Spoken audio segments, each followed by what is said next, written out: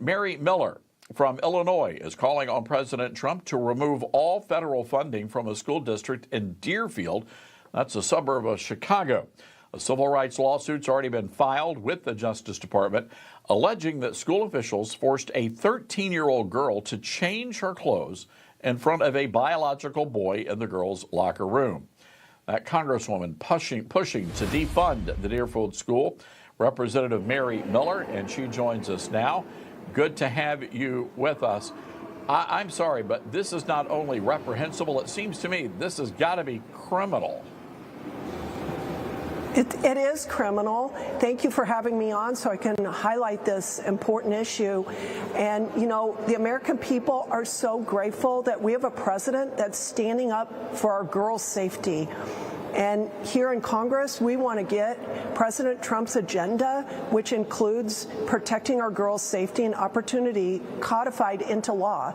So this week, I'm introducing the Keeping Our Girls Safe Act, which will require public schools to prohibit boys and men from entering their private spaces, their locker rooms and bathrooms, or they're going to lose federal funding. If there are not consequences, like you just said in the previous segment, the rioters, throw the book at them. Public schools that are not adhering to President Trump's executive orders, defund them. I know this is such common sense to you and me. I'm just not understanding why the Democrats believe this is the hill to die on. An overwhelming majority of the American people believe the same way that you do, Congresswoman. Yes, it's literal insanity, and I say go ahead and do it because you're going to continue to lose elections, and which is fine with me. But our goal is to protect the vulnerable in our country, which includes our children and especially our girls. And Title IX was enacted to give our girls opportunities, and the first thing that they need is to feel safe in their private spaces. No, you're right, Congresswoman. And one of the things I really appreciate about what you're doing here, a lot of folks don't realize that an executive order is only good for as long as the president is in office. The next president could decide, you know, I don't like that executive order and do away with it, which is why it is so vitally important that we codify every single thing the president is trying to do here. Yes, and which is our goal here in Congress, is to get these executive orders codified. And I do want to say that this school in Deerfield is not alone. This is happening all over the state of Illinois and in the country. And I want to encourage parents to be brave like this family and speak up.